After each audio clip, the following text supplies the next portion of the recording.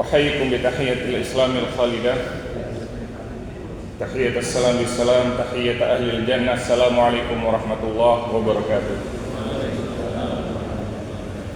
الحمد لله رب العالمين وبه نستعين على أمور الدنيا والدين والصلاة والسلام على خير أنبياء الله وأشرف المرسلين سيدنا محمد وعلى آله وصحبه أجمعين وبعد.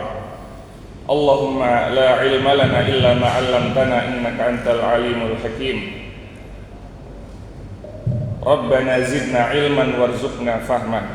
اللهم انفعنا بما علمتنا وعلمنا ما ينفعنا وزدنا علما وتقا يا رب العالمين. Jamaah salat subuh Masjid Al-Fatih yang dimuliakan Allah Subhanahu wa taala. Alhamdulillah di Ahad pertama ya, tahun 2025 ya, kita alhamdulillah bisa bermuajahah kembali. Masih diberikan nafas oleh Allah Subhanahu wa taala. Tadi kita baru saja mendengar ada salah satu saudara kita yang sudah dipanggil oleh Allah Subhanahu wa taala. Maka dengan kita masih diberikan nafas oleh Allah Subhanahu wa taala, mudah-mudahan ini menjadi sarana wasilah kita untuk meningkatkan amal-amal saleh kita dan juga untuk memohon ampun, beristighfar, bertaubat pada Allah Subhanahu wa taala atas segala kesalahan-kesalahan yang kita miliki. Karena setiap manusia pasti punya kesalahan dan pasti punya dosa. Karena Rasul sendiri yang menyatakan kul ibni Adam khata, setiap anak Adam itu punya salah satu sifat bawaan yang namanya berbuat salah. Wa khairul khata'ina tawwabun, dan sebaik-baik orang yang melakukan kesalahan adalah orang yang mudah untuk bertaubat, orang yang mudah untuk beristighfar dan meminta ampun. Kalau kepada manusia yang lain mudah untuk meminta maaf. Maka sekali lagi mudah-mudahan ini menjadi sarana wasilah kita untuk menjadi bekal kita menuju Allah Subhanahu wa taala. Jamaah yang dimuliakan Allah Subhanahu wa taala, biasanya di pekan pertama atau di pekan terakhir ya, pergantian tahun itu temanya biasanya selalu tema-tema muhasabah. Tapi di pekan pertama 2025 Ahad pekan pertama ini justru kita akan mengambil tema mengenai sholat, mengenai pentingnya sholat. Karena hal yang paling penting untuk kita muhasabahi adalah sholat. Kalau kita melihat hasil penelitian tahun 2022 kalau tidak salah, ketika disurvei berapa persen orang-orang Islam yang ada di Indonesia menjalankan sholat 5 waktu, maka orang yang konsisten menjalankan sholat 5 waktu itu kisaran 30-an persen. 30-an persen, artinya lebih dari separuh. Jadi mayoritas sekali itu tidak menjalankan sholat 5 waktu. Padahal sholat 5 waktu ini adalah ibadah di antara 5 rukun Islam, diralat 4 dari 5 rukun Islam, karena rukun Islam pertama syahadat. Ya, dan syahadat itu semua dari kita sudah melaksanakan syahadat. Tapi dari 4 ibadah yang ada di dalam rukun Islam, satu-satunya yang diturunkan di Mekah Al-Mukarramah adalah sholat 5 waktu. Zakat, haji, puasa itu diturunkan di Madinah Al-Munawwarah, diwajibkan di Madinah Al-Munawwarah. Maka ini menunjukkan betapa pentingnya posisi sholat sampai-sampai harus diwajibkan di masa awal dakwah. Jangan di masa atau periode Madinah. Maka di dalam, kebetulan kita juga ada di dalam bulan Rajab ya. Kemarin pergantian tahun itu di tanggal 2 kalau tidak salah, itu sudah masuk tanggal 1 Rajab. Dan kita tahu Rajab itu adalah bulan Isra Mi'raj, ya masyhurnya begitu. Dan kita tahu di tanggal 27 Rajab ya, itu peristiwa Isra dan Mi'raj Rasul sallallahu alaihi wasallam. Di sana Allah Subhanahu wa taala memberikan perintah salat 5 waktu. Nah, jadi bulan Rajab ini bulan yang ya sebenarnya di setiap waktu ya, tapi di dalam momentum ini jangan sampai kemudian kita justru malah terlena seperti itu. Maka berkenaan dengan waktu dan berkenaan dengan fenomena yang ada di zaman kita sekarang ini, sepertinya dakwah yang paling utama, dakwah yang paling penting untuk kaum muslimin itu adalah ajakan dan juga strategi gimana caranya kaum muslimin bisa menjalankan sholat 5 waktu secara konsisten. Kalau di zaman Rasul Shallallahu Alaihi Wasallam ada seorang sahabat mengadukan anaknya. Kalau bahasa kita anaknya ini salah pergaulan begitu ya. Anaknya salah pergaulan, tapi Rasul menanyakan satu hal, apakah dia masih sholat? Dan kata orang tuanya, alhamdulillah kalau sholat dia masih. Mungkin kalau di zaman kita langsung di framing gitu ya, buat apa sholat, sehari-harinya masih buruk gitu ya. Tidak, justru karena sehari-hari masih buruk kita lebih butuh lagi dengan sholat. Kenapa? Inna sholata tanha 'anil fahsya'i wal munkar. Suatu saat sholat itulah yang akan membuat dia sadar kembali untuk menghentikan perbuatan-perbuatan negatifnya. Jadi sholat ini sangat penting dalam kehidupan seorang muslim, yang saking pentingnya kata Rasul yang membedakan ya, pembeda antara orang beriman, orang kafir dan orang musyrik itu adalah sholat. Bahkan di akhir hadis itu Rasul menyatakan faman tarakaha faqad kafar. Barang siapa meninggalkannya maka sungguh ia telah kufur. Ini kalau tidak salah pernah kita bahas. Para ulama akhirnya berbeda pendapat mengenai hukum orang yang meninggalkan sholat dengan mengakui wajibnya sholat. Mayoritas ulama mengatakan tidak kafir ya, tapi segelintir ulama, diantaranya adalah ulama Hanabilah, mazhab Hambali, menyatakan dengan sekedar meninggalkan sholat, tidak perlu kemudian mengingkari kewajiban sholat, dia dengan itu sudah bisa jatuh vonis kafir. Nah ini kan sebenarnya berat, konsekuensinya sangat berat. Toh yang tidak mengatakan kafir sekalipun konsekuensinya tetap berat. Paling ringan itu adalah mazhab Hanafi ya, yuhbas, dipenjara. Dia disuruh taubat, kalau tidak dipenjara sampai dia mau kembali menjalankan sholat. Itu paling ringan. Dalam mazhab Syafi'i, mazhab yang dianut oleh mayoritas kaum muslimin, ini lebih berat lagi. Yustatab, disuruh bertaubat. Kalau tidak bertaubat, kutilah, dihukum mati. Nah ini kan berat sekali, sampai konsekuensinya harus dihukum mati. Artinya apa? Betul-betul seluruh ulama mau mazhab manapun memandang yang namanya sholat itu adalah suatu hal yang serius dan penting.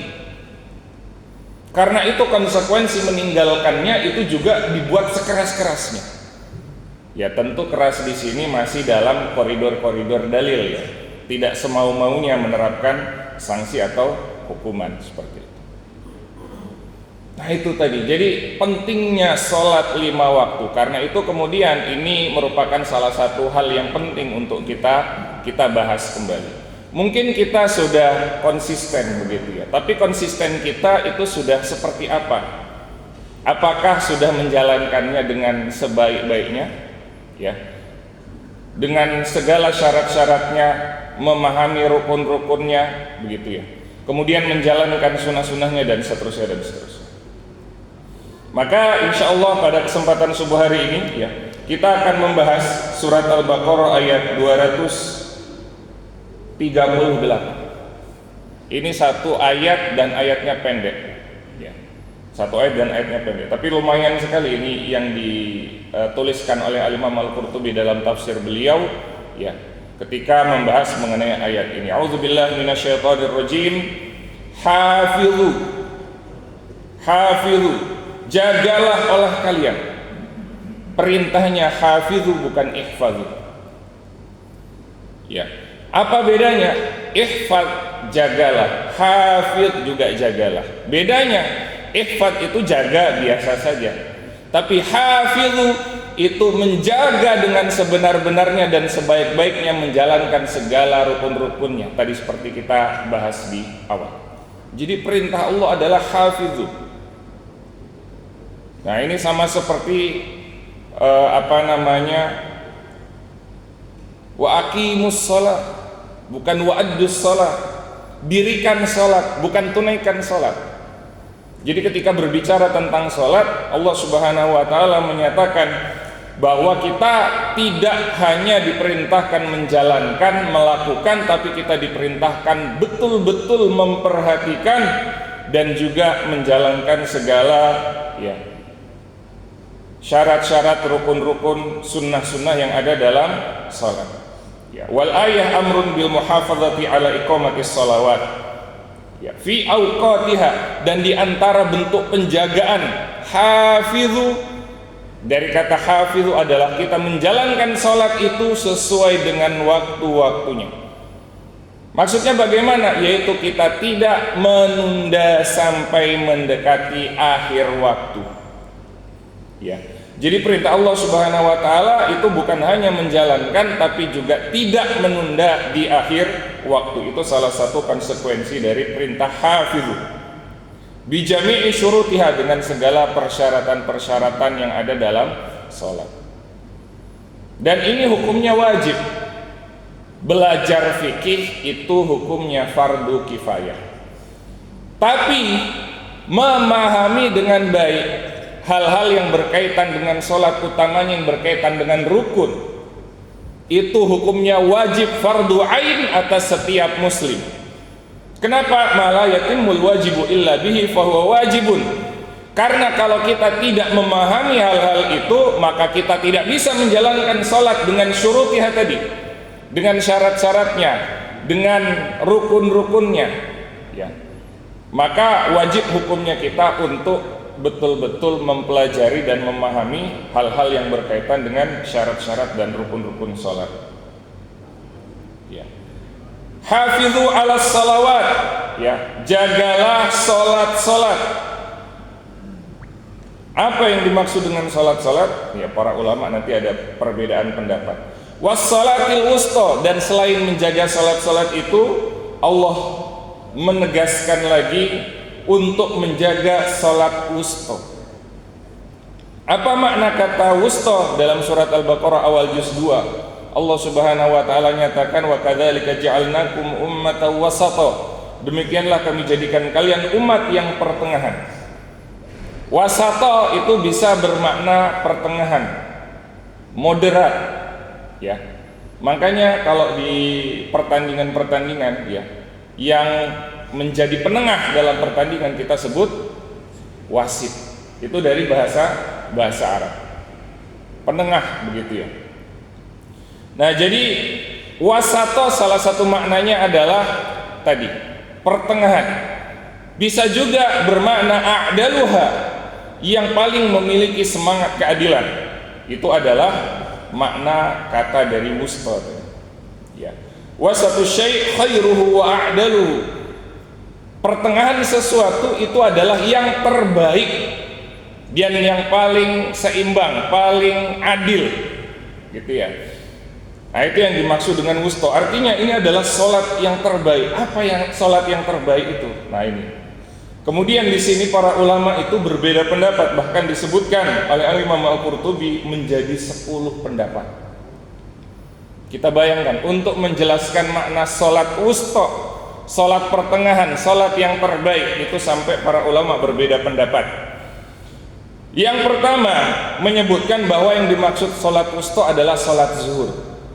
Nah, kalau ini logikanya kita mungkin mencoba menebak, dapat begitu ya. Sholat zuhur, kenapa pertengahan? Karena matahari ada di tengah-tengah begitu ya.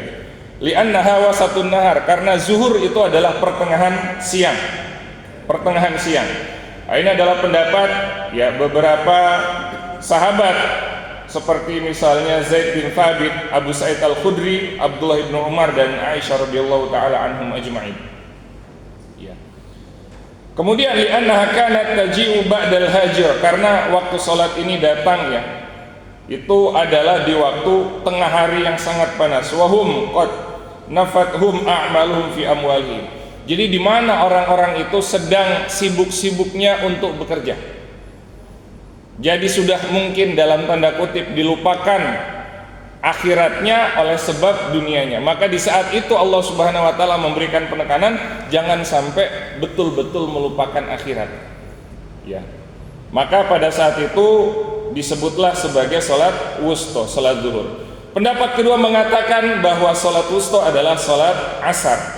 Kenapa? Karena salat asar itu li'anna qablaha salatai nahar. Ya. Ada 2 salat siang. Ini kan sebenarnya agak ganjil kalau kita bilang 2 salat siang ya. Karena kan sebelumnya itu salat zuhur dan salat subuh. Tapi salat subuh ini dianggap sebagai awalun nahar, awal dari siang, begitu ya, awal dari siang. Wa ba'daha salatai lail, dan setelah salat asar itu adalah 2 salat malam, yaitu maghrib dan isya. Ya, maghrib dan isya. Nah, ini adalah pendapat Ali bin Abi Thalib. Abdullah bin Abbas ada beberapa pendapat, salah satunya ini. Jadi beliau mengatakan zuhur, juga mengatakan asar. Abdullah bin Umar juga sama. Abu Hurairah, kemudian Abu Sa'id Al-Khudri lagi.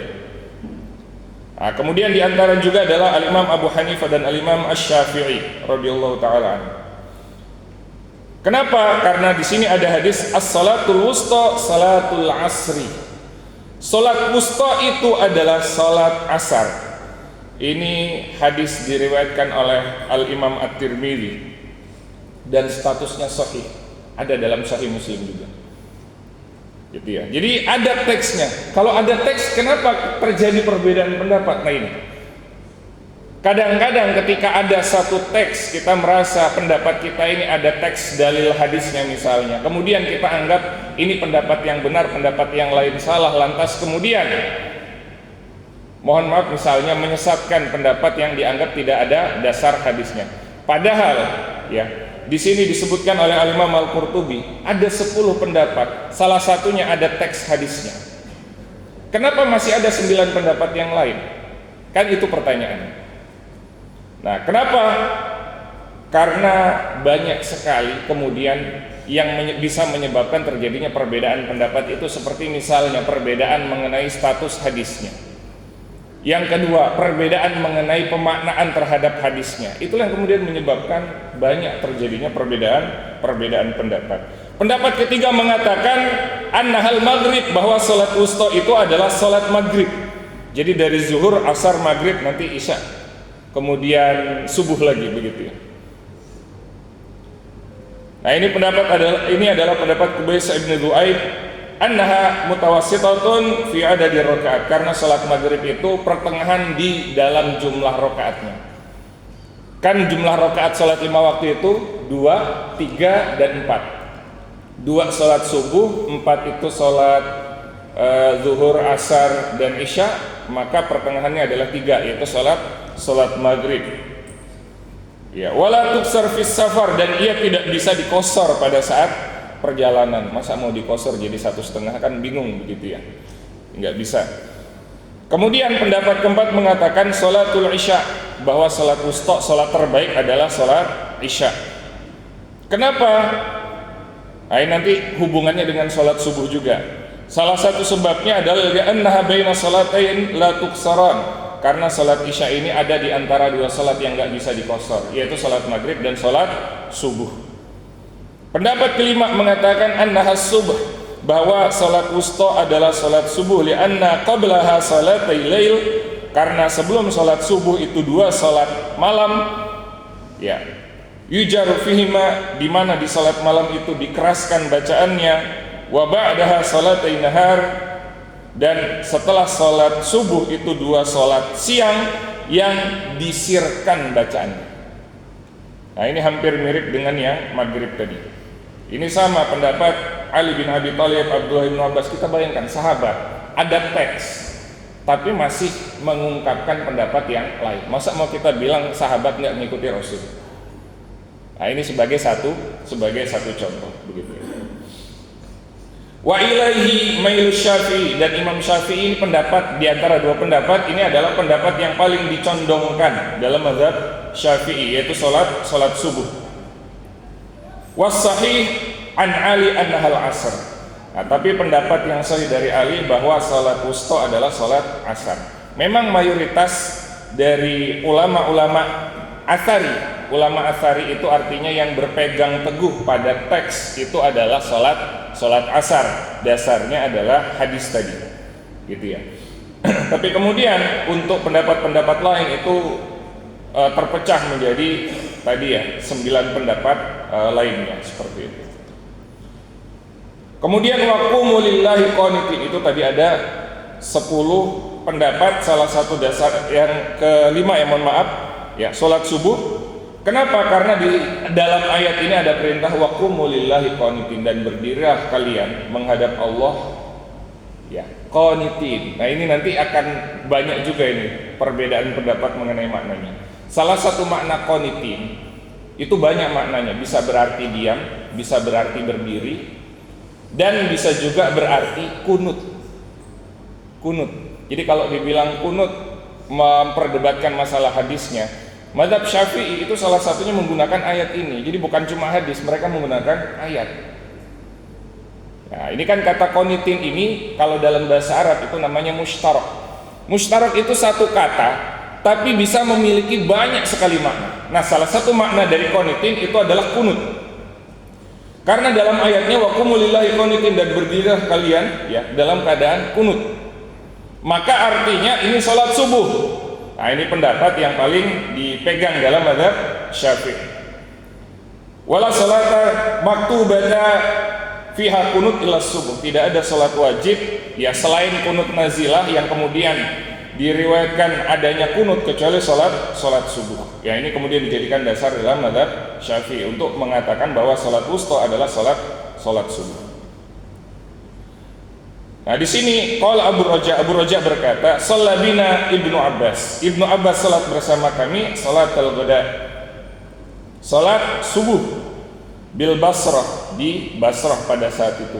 Faqanata fiha qabla ruku', maka beliau berkunut sebelum ruku'. Nah, ini kemudian beda pendapat lagi. Ada yang kunut sebelum ruku', ada yang kunut setelah ruku'. Wa rafa'a yadayhi falamma faragha qala, maka beliau mengangkat tangannya ketika jeda. Beliau berkata, ya, ketika sudah selesai dari salat, maksudnya beliau berkata, hadhihi shalah, ya, salat ini adalah salat al-wusta, salat wusta. Ibnu Abbas yang mengatakan. Ya, jadi Ibnu Abbas itu punya beberapa pendapat tadi, salah satunya salat subuh. Allati amarana Allah taala an naquma fiha qanitin, yang mana Allah memerintahkan kita untuk berdiri pada saat sholat wusta itu dalam keadaan qaniti, yaitu salah satu maknanya berkunut. Jadi kalau disandarkan pada Abdullah bin Abbas, ya berarti waktu kunut itu adalah di subuh hari, bagi yang pendapatnya kunut. Qala Anas berkata, qanatan nabiyyu fi sholati subhi ba'da ruku', bahwa Rasulullah SAW berkunut di salat subuh setelah ruku'. Jadi Ibnu Abbas sebelum ruku', kemudian Anas bin Malik itu setelah ruku'. Dua-duanya sahabat yang paling dekat dengan Rasul sallallahu alaihi wasallam. Ini kita tidak bahas detail mengenai perbedaan pendapatnya, tidak. Tapi kita lihat bagaimana para sahabat, ternyata di sana ada perbedaan pendapat. Jadi bagaimana bisa kita menyatukan pendapat di zaman kita yang sudah ribuan tahun dari Rasul sallallahu alaihi wasallam, sedangkan para sahabat yang belum sampai satu abad Rasul wafat misalnya, mereka itu berbeda pendapat. Jadi memang yang namanya perbedaan adalah sunnatullah. Asal perbedaannya tidak asal berbeda. Kadang-kadang ini dijadikan sebagai dasar begitu ya untuk mengarang-arang dalam masalah agama. Kan kita boleh berbeda, lantas kemudian boleh ngarang-ngarang sendiri mengenai masalah agama. Itu juga tidak boleh. Ya. Bahkan mengarang dalam masalah agama itu kita bisa kiaskan mengarang hadis. Ya, mengarang agama itu bisa kita kiaskan dengan mengarang hadis yang Rasul sallallahu alaihi wasallam itu mengancam, man kadzaba alayya muta'ammidan, barang siapa berdusta secara sengaja atas namaku, falyatabawa maq'adahu minan nar, maka siapkanlah tempat duduknya di neraka. Seperti itu. Nah, kadang-kadang ada yang super permisif gitu ya, terlalu super membolehkan segala-galanya. Kan namanya perbedaan pendapat boleh gitu ya, akhirnya diboleh-bolehkan. Nah, itu juga salah seperti itu ya. Jadi ada perbedaan pendapat selama memang perbedaan pendapat itu didasarkan pada dalil-dalil yang mu'tabar ya. Apalagi kalau perbedaan pendapat itu sudah diwariskan dari zaman sahabat atau sudah diwariskan dari para ulama-ulama salafun salih. Nah, seperti itu. Itu yang berkaitan dengan perbedaan pendapat. Jadi tidak bisa kita paksa. Nah, itu 5 salat wajib. yang masing-masing ada pendapat mengatakan itu sholat terbaik. Ada yang mengatakan sholat zuhur, asar, maghrib, isya, dan subuh. Pendapat keenam mengatakan bahwa sholat wusta adalah sholatul jum'ah, sholat Jumat. Agak kita persingkat. Pendapat ketujuh, annaha subuhu wal asru ma'an. Pendapat ketujuh mengatakan bahwa yang dimaksud dengan sholat wusta adalah sholat subuh dan sholat asar secara bersamaan. Apa dasarnya? Dasarnya juga hadis. Ada hadis yang lain juga menerangkan dari Rasulullah SAW, yata'aqabuna fikum malaikatun bil-laili wa malaikatun bin-nahar. Jadi kalian itu diawasi oleh para malaikat, ya, yang mana malaikat itu mengganti shiftnya, kata Rasulullah SAW, ya, di awal malam dan di awal siang. Jadi jam pergantian shift malaikat. Kapan? Kalau yang shift siang itu berarti di awal siang, yang shift malam di awal malam. Ya. Kapan awal malam? Sebelum malam, yaitu waktu asar, sebelum matahari terbenam. Karena maghrib itu setelah matahari terbenam. Dan kapan shift siangnya? Ya subuh, sebelum matahari terbit. Begitu ya. Itu dalam hadis. Kemudian dalam hadis lain Rasulullah SAW bersabda, la yalijan naru ahadun shalla qabla tulu'i syamsi wa qabla ghurubiha. Kan tadi kita bilang bahwa sholat wusta sholat terbaik. Kenapa dikatakan sholat subuh dan sholat asar? Karena Rasul bersabda, tidak akan masuk neraka seseorang yang sholat sebelum terbitnya matahari dan sebelum terbenamnya matahari. Apa itu? Ya sholat asar dan sholat subuh tadi. Nah, jadi ada dasarnya juga, walaupun kemudian ada yang sifatnya tekstual, ada yang sifatnya non tekstual begitu. Pendapat ke-8 mengatakan annahal atamatu was subuh, bahwa sholat yang terbaik di sini adalah sholat isya dan sholat subuh. Jadi tadi ada yang mengatakan asar dan subuh, ada yang mengatakan sholat isya dan subuh. Kenapa? Karena di sini Rasulullah SAW memberikan penekanan yang sangat luar biasa. Isma'u. Di sini disebutkan Abu Darda sebelum wafat, beliau mengatakan, Isma'u, dengarkanlah, wabalighu, dan sampaikanlah man khalfakum, orang-orang yang tidak hadir sekarang, kata Abu Darda, sahabat Rasulullah SAW. Hafidhu ala hatainis salatain, jagalah dua waktu salat ini, kata Abu Darda. Yakni fi jamaah, maksudnya adalah jagalah waktu sholat itu sholatnya berjamaah, yaitu al-isya was subuh, al-isya was subha, yaitu sholat isya dan sholat subuh. Nah kemudian beliau mengutip sabda Rasul sallallahu alaihi wasallam, walau ta'lamuna ma fihima, andai kalian tahu apa yang ada di dalam dua sholat itu, sholat isya dan sholat subuh, la'ataitumuhuma walau habwa, kalian akan datang ke dua sholat itu, ke jamaah untuk sholat dua waktu itu, walau habwa, walaupun kalian harus merangkak, kata Abu Darda yang mengutip Rasul sallallahu alaihi wasallam. Ya, artinya itu juga bagian dari hadis Rasul sallallahu alaihi wasallam. Nah, jadi kata Abu Darda, datangilah, artinya memang ini adalah perintah yang dimaksudkan dalam ayat mengenai sholat wusta. Wa qalahu Umar wa Utsman, ini juga disampaikan oleh Umar bin Khattab dan Utsman bin Affan.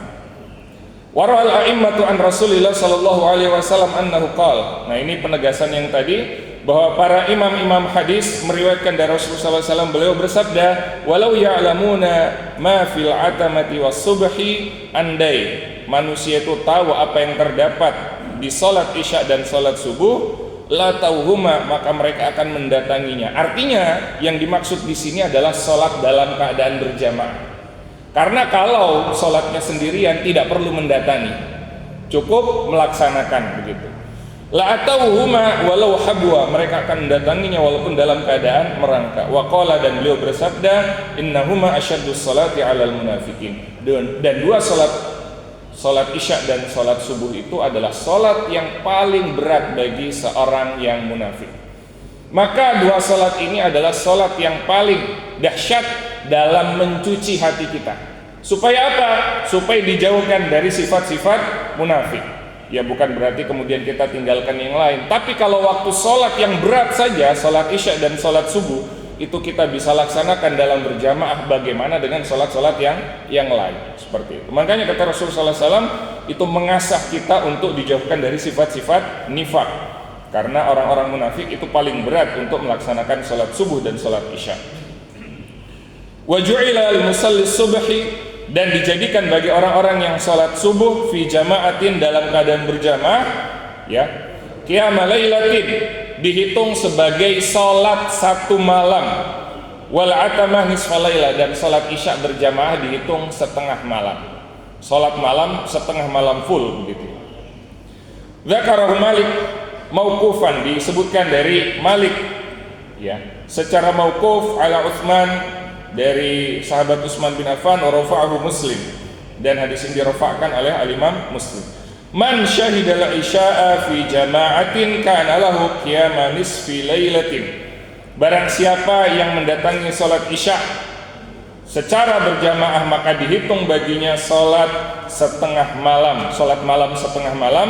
Wa man shallal isya'a, dan barang siapa yang salat isya wal fajr, dan salat subuh fi jama'atin kana lahu qiyami lailatin, maka dihitung baginya salat semalam suntuk, ya, salat malam semalaman, ya, bagi yang salat isya dan subuh full di jamaah begitu. Annaha shalawat al-khams bi jumlatiha, pendapat ke-9 mengatakan yang dimaksud salat wusta adalah 5-5-nya.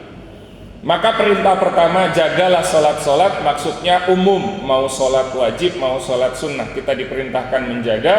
Kemudian Allah tekankan mengenai salat 5 waktu, wa salatil wusta. Ini adalah pendapat Mu'adz bin Jabal radhiyallahu anhu. Pendapat terakhir mengenai salat wusta mengatakan annaha ghairu muayyanatin, bahwa salat wusta itu tidak ditentukan salat yang mana. Jadi Allah sembunyikan. Bisa jadi maghrib, isya, subuh, zuhur, asar. Ya. Bisa jadi juga salat yang lain. Allah sembunyikan. Qalahu Nafi' an Ibni Umar. Ini adalah pendapat yang disampaikan oleh Nafi', seorang tabi'in dari Ibnu Umar, sahabat Rasul sallallahu alaihi wasallam. Fa khaba'ahu Allah taala fi shalawat, maka Allah Subhanahu wa taala menyembunyikan salat wusta itu, salat terbaik itu di antara salat-salat, kama khaba'a lailatul qadri fi Ramadan, sebagaimana Allah menyembunyikan malam Lailatul Qadar di bulan Ramadan. Wa kama khaba'a sa'ata yaumil jumu'ah, sebagaimana Allah menyembunyikan waktu-waktu Jumat yang mustajab untuk berdoa pada waktu itu. Wa sa'atil lailil mustajab fiha du'a, dan juga di waktu malam yang mustajab itu jam berapa tepatnya, itu Allah sembunyikan. Kenapa? Liyaqumu bil laili fi dhulumat, agar kalau mau sholat itu nggak pilih-pilih mau yang mana waktunya, semaksimal yang bisa dilakukan. Limunajati alimil khafiyat, untuk berdoa bermunajat pada Allah Subhanahu wa taala. Disembunyikan waktu mustajab di hari Jumat, supaya apa? Kita isi hari Jumat dengan doa. Disembunyikan malam Lailatul Qadar di bulan Ramadan. Kenapa? Supaya kita tidak pilih-pilih. Nah ini, supaya kita tidak pilih-pilih. Mohon maaf bapak-bapak, ibu-ibu, ini salah satu sunnah sayyi'ah sebenarnya, sunnah yang buruk ketika kita mengadakan iktikaf misalnya, itu hanya di malam-malam ganjil. Yuk kita buat iktikaf, tapi iktikafnya dijadwal di malam-malam ganjil. Sebentar. Ini malam ganjil versi pemerintah apa versi Muhammadiyah? Versi pemerintah atau versi Muhammadiyah? Kan kita nggak tahu. Ada dua pendapat. Salah satunya benar, tapi kita nggak tahu mana yang benar. Gimana kalau kita salah pilih? Bolong semua akhirnya. Kan seperti itu. Nah, kenapa Allah Subhanahu wa taala sembunyikan? Agar kita fullkan untuk ibadah. Jadi sunnah hasanahnya kita isi dengan ibadah, tidak pilih-pilih. Sunnah sayyi'ahnya kita cari hanya malam-malam ganjil, gitu ya. Nah, maka kalaupun kita tidak bisa full misalnya, maka setidaknya di malam itu ada kita isi dengan ibadah, gitu ya. Kita isi dengan ibadah. Nah itu salah satu teguran untuk kita semua. Ya, salah satu teguran untuk kita semua agar kita tidak memilah-milih. Kenapa? Karena salah satu pendapat mengenai sholat wusta itu adalah sholat yang tidak ditentukan, supaya kita tidak memilah-milih waktu, hanya beribadah di satu waktu dan meninggalkan ibadah di waktu yang lain. Rawahu Muslim, diriwayatkan oleh al-Imam Muslim. Ya, ini juga diriwayatkan dalam riwayat Al-Bukhari. Fi akhiril bab, di akhir bab, anil Bara bin Azib, dari sahabat Bara bin Azib, beliau berkata, nazalat hadhil ayat ini turun, hafidhu ala salawati wa salatil wusta. Mohon maaf, hafidhu ala salawati wa salatil asri. Kata Bara bin Azib, awal kali ayat ini turun itu teksnya begini, dan jagalah salat-salat dan salat asar. Sekali lagi, dan jagalah salat-salat dan salat asar. Awal teksnya begitu, kata Bara bin Azib. Faqara'naha masyaallah. Kemudian kami baca itu sampai waktu yang dikehendaki oleh Allah Subhanahu wa taala. Tsumma nasakhahallahu fanazalat hafidhu 'alas salawati was salatil wusta. Kemudian turunlah ayat, Allah menghapus ayat yang tadi digantikan dengan salatil wusta, hafidhu 'alas salawati was salatil wusta. Jadi berdasarkan hadis dari Bara bin Azib yang diriwayatkan oleh Al-Imam Muslim, berarti ayat ini adalah ayat nasikh, ayat penghapus. Apa yang dimansuh? Yang dimansuh adalah teks salatil asri. Artinya di sini yang dimaksud dihapus di sini bukan hanya teksnya tapi juga hukumnya. Sekali lagi, bukan hanya teksnya yang dihapus tapi juga hukumnya. Artinya bukan sholat asar lagi. Nah, berdasarkan ini artinya teks hadis di awal itu dinasakh, dihapus. Nah ini jadi salah satu pendapat dasarnya. Kemudian ada 9 pendapat yang lain, karena pendapat yang lain mengatakan yang dimaksud dengan sholat asar itu adalah pendapat di awal ketika pertama kali turun kemudian dinasakh, dihapus. Artinya sholat wusta itu bukan sholat asar lagi. Nah itu dasar kenapa ada teks hadis tapi masih terjadi perbedaan pendapat. Nah, Bara bin Azib mengatakan teks dan hukum sholat asar mengenai menjadi sholat yang ditekankan itu dihapus, diganti menjadi sholat wusta. Faqala rajulun, maka ada seorang berkata, hiya idzan sholatul asri, kalau gitu sholat wusta itu sholat asar, kata orang tadi. Qala al-Bara berkata, qad akhbartuka kaifa nazalat wa kaifa nasakhahullahu ta'ala. Kan sudah saya bilang bagaimana Allah turunkan kemudian Allah hapuskan. Artinya apa? Bukan salat asar. Kata Bara bin Azib radhiyallahu ta'ala anhu. Ya, wa hadza ikhtiyar Muslim, dan pendapat ini adalah pendapat yang dipilih oleh Al-Imam Muslim, wa qala bihi ghairu wahidin minal ulama al-mutaakhirin. Dan ini adalah pendapat yang dipegang mayoritas ulama terakhir yang masa-masa akhir. Ya. Wa huwa sahih insyaallah taala, dan Al-Imam Al-Qurtubi mengatakan dan pendapat inilah yang insyaallah benar. Supaya apa? Supaya kita tidak memilah-milih, kita betul-betul menjaga semuanya dengan sangat maksimal. Ya. Li ta'arudil adillah wa adami tarjih, karena adanya pertentangan antara satu dalil dengan dalil yang lain dan tidak adanya tarjih, kata Al-Imam Al-Qurtubi. Maka jawabannya sekalian semuanya. Begitu, sekalian semuanya. Tapi disembunyikan oleh Allah Subhanahu wa taala. Falam yabqa illa al-muhafazatu ala jami'iha wa adaiha fi awqatiha. Maka tidak ada lagi yang tersisa bagi kita kecuali menjalankannya semuanya, tidak memilah-milih, dengan semaksimalnya dan memeliharanya, menjalankannya pada waktunya. Gitu. Nah, itu tadi berkenaan dengan perintah salat 5 waktu. Jadi salat wusta itu adalah salat yang tidak jelas salat yang mana, tapi Allah sampaikan itu adalah salat terbaik. Agar apa? Agar kita betul-betul menjaga salat-salat tersebut, utamanya adalah salat-salat 5 waktu. Wa qumu lillahi qanitin, dan berdirilah kalian menghadap Allah Subhanahu wa taala dalam keadaan qanitin.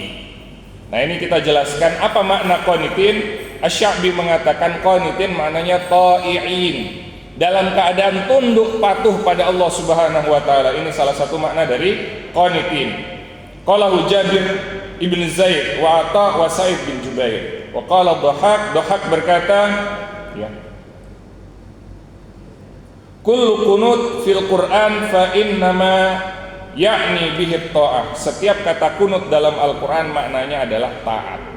Nah, ini pendapat pertama, yang dimaksud dengan kunut artinya adalah taat. Mujahid berkata, makna qanitin khosyiin. Makna qanitin itu adalah dalam keadaan khusyuk. Dalam keadaan khusyuk.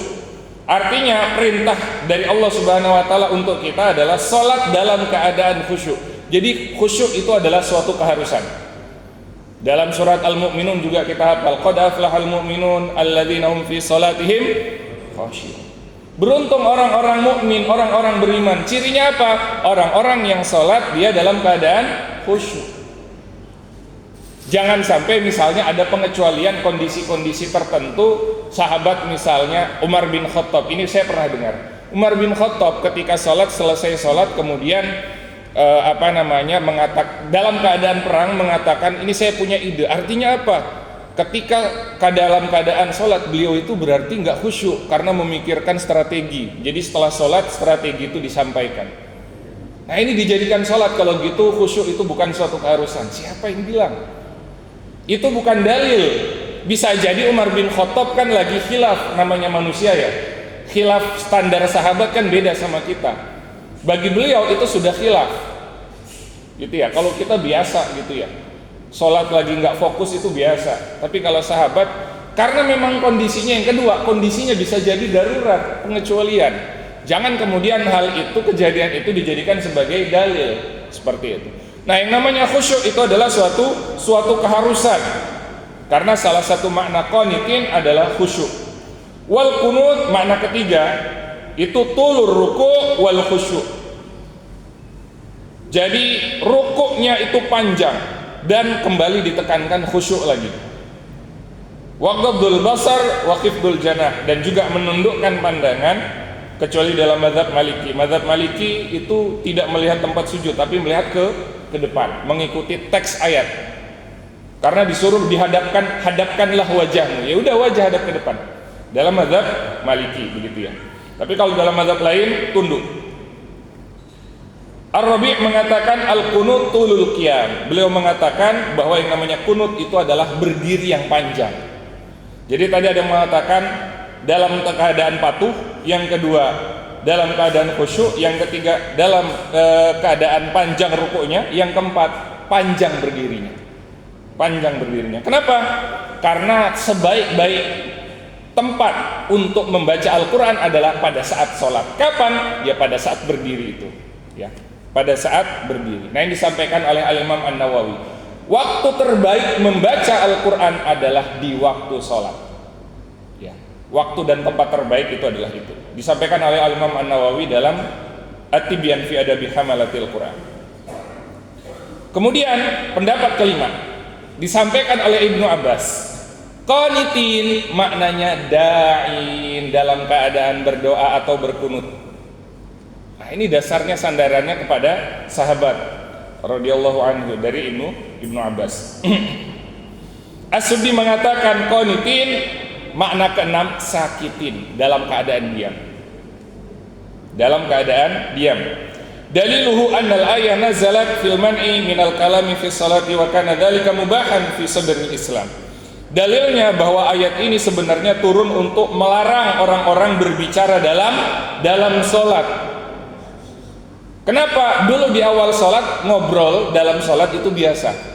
Lagi berdiri sholat, sudah takbir Allahu Akbar, terus ada yang lupa sama temennya, kemudian dia sampaikan ke teman.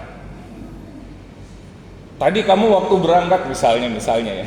Tadi kamu waktu berangkat sudah nitip pesan belum? Bla bla bla bla gitu mungkin ya. Ngobrol dengan teman di sebelahnya. Dulu di awal Islam ya itu biasa. Tapi kemudian turun ayat ini itu melarang untuk berbicara. Maka pendapat karena mengatakan qanitin maknanya sakitin ya, dalam keadaan diam, tidak berbicara. Wa hadha huwa sahih lima rawahu Muslim wa ghairuhu an Abdullah bin Mas'ud. Dan ini adalah pendapat yang paling kuat menurut Al-Imam Al-Qurtubi, karena ada riwayat dari Imam Muslim yang menerangkan ya, Kunna nusallimu ala Rasulillah sallallahu alaihi wasallam, dulu kami menyampaikan salam pada Rasul sallallahu alaihi wasallam wa huwa fi shalah, dan beliau dalam keadaan salat, fayaruddu alaina, Rasul menjawab salam kami ketika masih salat itu. Kemudian falamma raja'na min indin Najasyi, ketika kami kembali dari Raja Najasyi yang ada di Habasyah, ya. Salimna alaihi falam yarud alaina. Kami sudah sampaikan salam pada Rasul, tapi Rasul tidak mau membalas salam kami. Kemudian kami katakan, ya Rasulullah, kunna nusallim alaika fi salati fataruddu alaina. Wahai Rasul, kami sebelum ini kami sampaikan salam padamu ketika sholat, engkau jawab, kenapa kok sekarang tidak? Kata mereka. Kemudian Rasul mengatakan, inna fis salati syaghalan, sesungguhnya di dalam waktu salat itu adalah kesibukan. Jadi kita sibuk berdoa, kita sibuk membaca zikir, begitu ya. Itu yang dilakukan ketika salat. Kemudian di sini diriwayatkan dari Zaid bin Arqam, beliau berkata, kunna natakalam fis salati yukallimu rajulu sahibahu. Dahulu kami itu salat, seorang itu berbicara dengan teman yang ada di sebelahnya. Ya. Kemudian hatta nazalat wa qumu lillahi qanitin, sampai turun ayat Allah, dan berdirilah kalian dalam keadaan qanitin, fa amarna bisukut, maka Rasul memerintahkan kami untuk diam, wa nahina 'anil kalam, dan Rasul melarang kami untuk berbicara. Jadi ayat ini turun, salah satu sababun nuzulnya adalah melarang para sahabat untuk berbicara. Jadi pendapat yang dikuatkan oleh Imam Al-Qurtubi adalah sakitin, sakitin artinya dalam keadaan diam. Tapi kita bisa adopsi yang tadi khosyiin itu khusyuk, karena bisa kan kita dalam keadaan diam juga khusyuk. Kemudian bisa juga bermakna tulul qiyam, lama berdiri, tulur ruku, panjang ruku, begitu ya. Bisa juga bermakna ta'i'un, kita berdiri dengan ketundukan dan kepatuhan pada Allah Subhanahu wa taala. Itu semakna juga dengan khusyuk sebenarnya. Nah, gitu ya. Jadi maknanya komplementer, saling melengkapi. Sambil berdoa juga, begitu ya, dalam sholat. Asal tidak berdoa dengan bahasa selain Arab kemudian dikeraskan, begitu ya. Nah, seperti itu. Nah, itu makna dari qanitin. Ada 6 perbedaan pendapat setidaknya. Kalau tadi sholat wusta ada 10 perbedaan pendapat.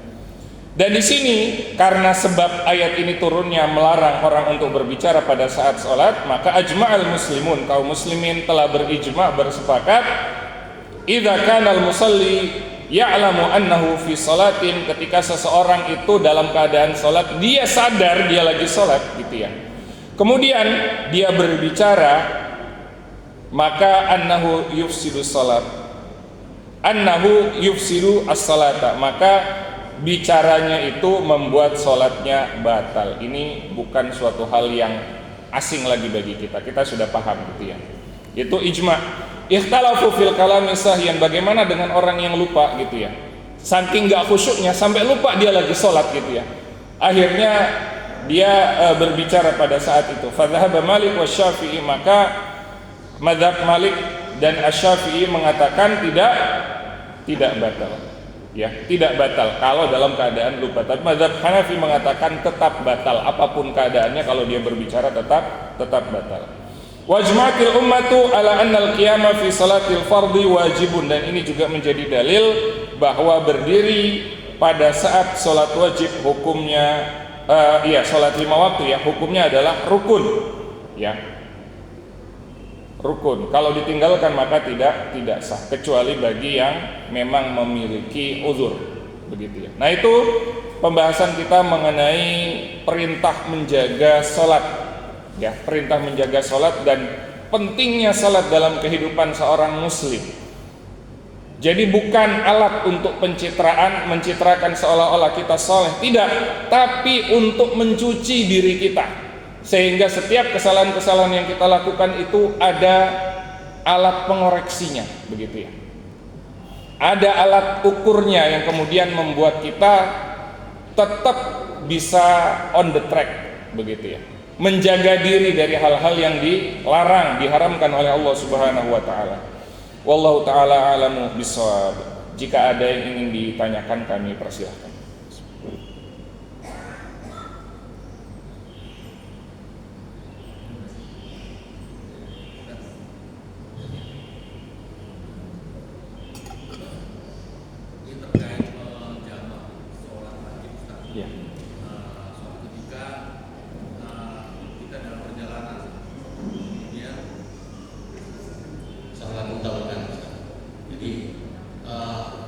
kita jangan sholat yang berikutnya di waktu awal, tiba-tiba di perjalanan baru melangkah gitu keluar katakan 100 meter, kita mendengar azan karena kita lupa tadi melihat waktu ya. Apakah hukumnya kita balik lagi untuk sempurnakan menjadi sholat penuh atau bagaimana dengan sholat tadi yang sudah kita jamak? Mohon maaf, ini dilakukan di mana? Di rumah atau Di luar kota? Oh, di luar kota. Ya. Baik. Mungkin sebelum menjawab ada yang perlu dijelaskan terlebih dahulu. Ya, karena ini kasusnya sering saya dapati. Kebetulan bukan di sini ya, karena tidak ditanyakan juga kasusnya. Tapi mudah-mudahan kita tidak melaksanakan. Kalau melaksanakan ya berarti jangan kita ulangi. Ada yang ketika mau safar menjamak qashar sholatnya di rumah. Ini tidak sah. Tidak sah. Jadi menjamak qashar itu, makanya tadi saya tanya di mana dilakukan? Di rumah atau di luar? Ketika sudah keluar dari kota, batas kota, itu sudah boleh. Tapi kalau masih di dalam wilayah kota, apalagi masih di rumah, itu belum boleh. Apalagi qashar ya, apalagi qashar. Kalau jamak itu lebih leluasa daripada qashar. Kenapa? Karena kalau jamak, Rasul pernah menjamak karena sebab hujan, bukan hanya karena safar. Artinya dalam kondisi tertentu memang kita tidak memungkinkan hanya punya waktu sholat pendek. Misalnya, mohon maaf, security yang bekerja sebagai security di waktu kerjanya yang kalau dia tinggalkan bisa membawa bahaya dan mudarat, maka dia boleh menjamak waktu sholat sebagai satu contoh, gitu ya. Tapi kalau terus-terusan ya bermasalah juga gitu ya. Minta di shift lah begitu, jangan sampai setiap hari selalu dijamak seperti itu. Nah, tapi untuk qashar itu hanya terbatas ketika melakukan perjalanan. Nah, bagaimana ketika kita sudah menjamak di awal waktu, misalnya zuhur asar tadi gambaran, mungkin biar yang lain bisa ini lebih tergambar. Sholat zuhur dan asar kita menjamaknya di waktu zuhur begitu Pak ya. Tapi kan sekarang asar jam 3 berapa? 20 ya? Ya, 3.15 lah, 3.15. Kita sholat jamak takdim di waktu zuhur tapi jam 3 mepet ke waktu asar, atau jam setengah 3 misalnya. Kita selesai sholat agak santai dikit misalnya, kemudian azan asar. Apakah kita harus sholat lagi? Tidak. Tapi apakah boleh kita sholat lagi? Boleh. Hitungannya sunnah menurut sebagian pendapat. Tapi kewajiban sudah gugur. Karena memang kita sudah sholat dalam keadaan jamak tadi atau jamak qashar, gitu ya. Nanti beda pendapat lagi mana yang lebih utama, di qashar apa tidak kalau kita dalam perjalanan. Itu panjang lagi nanti pembahasan. Baik, mungkin begitu Pak ya. Tidak wajib artinya tidak perlu ada rasa berdosa gitu. Ini ada azan kok saya tidak laksanakan gitu. Tidak, karena kita sudah laksanakan kewajiban itu. Wallahu taala a'lam bishawab. Iya, silakan.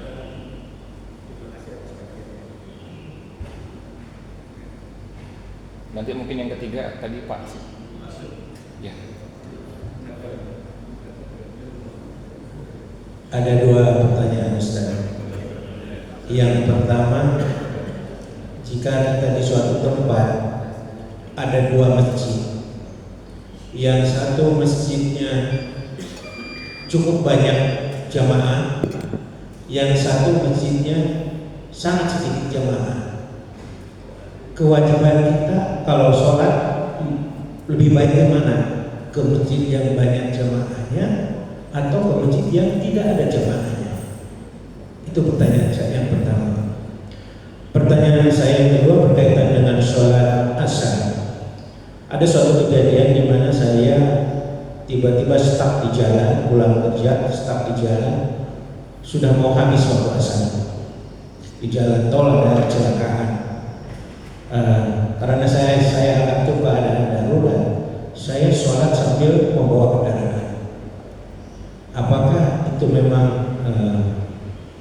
diperbolehkan seperti itu? Karena saya pernah mendengar bahwa Nabi Muhammad itu pernah melakukan sholat di atas unta. Mohon klarifikasi Ustaz. Terima kasih.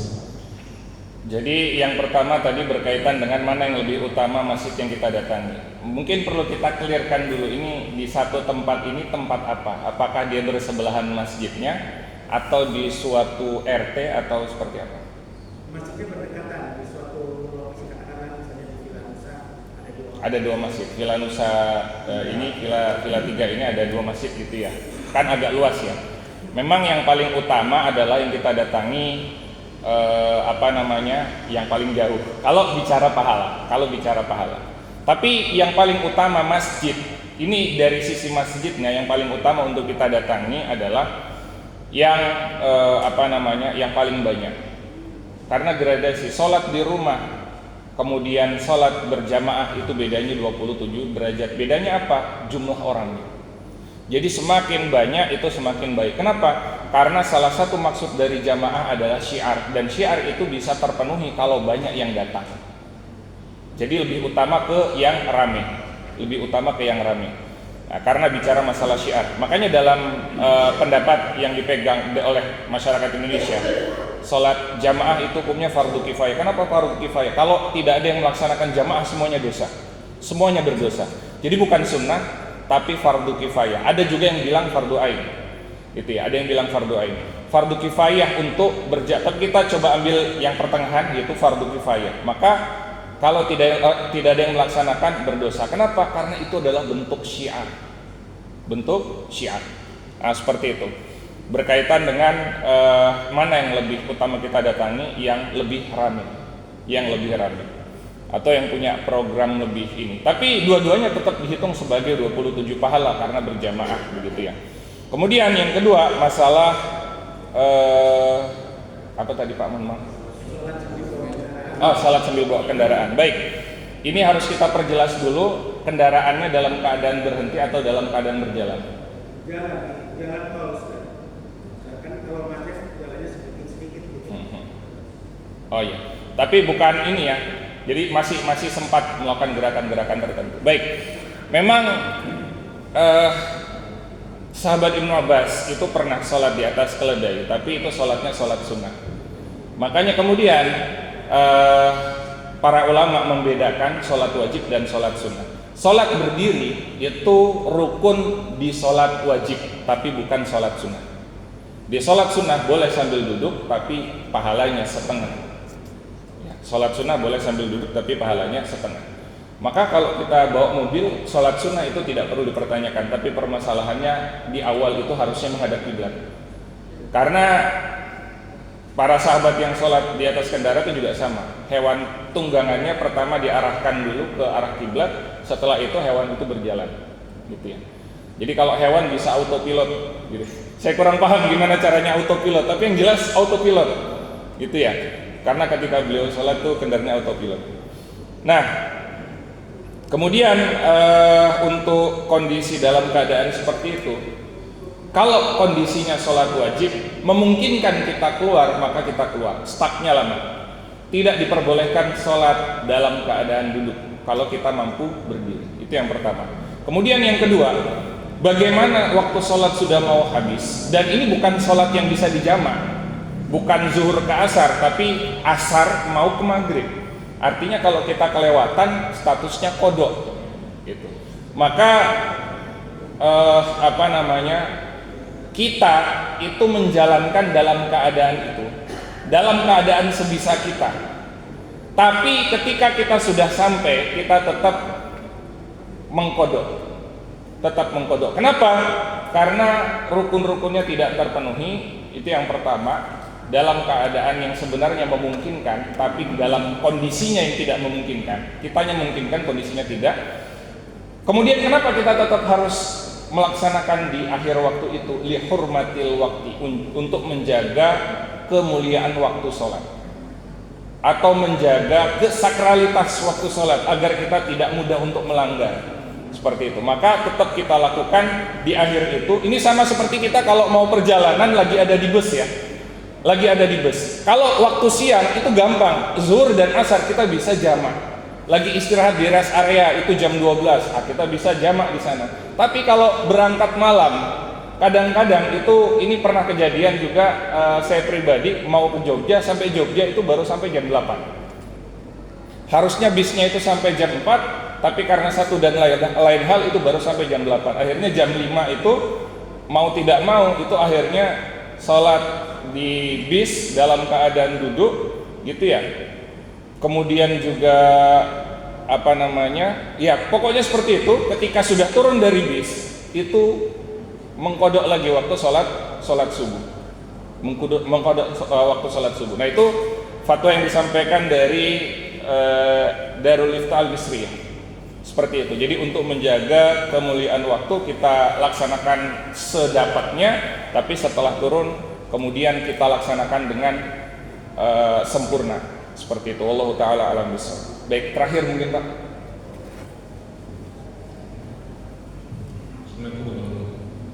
Ustaz, mengenai yang tadi kayak yang hafidhu itu diartikan sebagai sholat di awal waktu ya. Untuk kalau yang isya itu kan Ustaz, itu saya pernah mendengar bahwa sebenarnya isya itu lebih baik di sepertiga malam. Apakah benar itu bukan Ustaz? Ya. Memang dalam hadis Rasulullah SAW menyampaikan, andai tidak memberatkan umatku, kata beliau, maka aku akan perintahkan untuk sholat. Jadi di waktu malam itu sudah pekat, artinya mendekati pertengahan malam. Tapi pasti itu berat. Makanya Rasul tidak laksanakan itu. Dan itu tidak dijalankan oleh Rasul. Tapi artinya apa? Ini menunjukkan itu adalah waktu yang utama. Gitu ya. Maka apakah itu akhir waktu? Tidak. Para ulama, walaupun di sini ada perbedaan pendapat, tapi kemudian pendapat yang banyak dipegang adalah bahwa waktu sholat isya itu sampai sebelum waktu subuh, sampai sebelum waktu subuh. Tapi ya keterlaluan kalau diakhirkan sampai jam 2 gitu ya. Oh bareng sama sholat malam gitu ya. Enggak, lebih utama berjamaahnya daripada mencari waktunya. Ini jangan sampai kita mau ngejar hadis Rasul tapi meninggalkan suatu hal yang sifatnya lebih sunnah gitu ya. Sunnah berjamaah itu lebih ditekankan daripada mengakhirkan sholat isya ke pertengahan malam. Nah seperti itu. Jadi itu bukan di akhir waktu, tapi itu waktu yang sulit untuk dilakukan. Kalau bisa dilakukan secara berjamaah, alhamdulillah. Tapi kalau tidak bisa, maka utamanya lakukan saja tadi setelah di langit itu hilang waktu cahaya merah itu, semburat cahaya merah, artinya sudah masuk waktu malam. Itu murni masuk waktu malam. Itulah waktu isya. Maka itu kita jalankan di sana supaya tidak memberatkan. Wallahu taala alam bissawab. Baik, mungkin sampai di sini pembahasan kita. Kita akhiri dengan hamdalah dan doa kafaratul majelis. Alhamdulillahirabbil alamin. Subhanakallahumma bihamdik asyhadu an la ilaha illa anta astaghfiruka wa atubu ilaik. Assalamualaikum warahmatullahi wabarakatuh.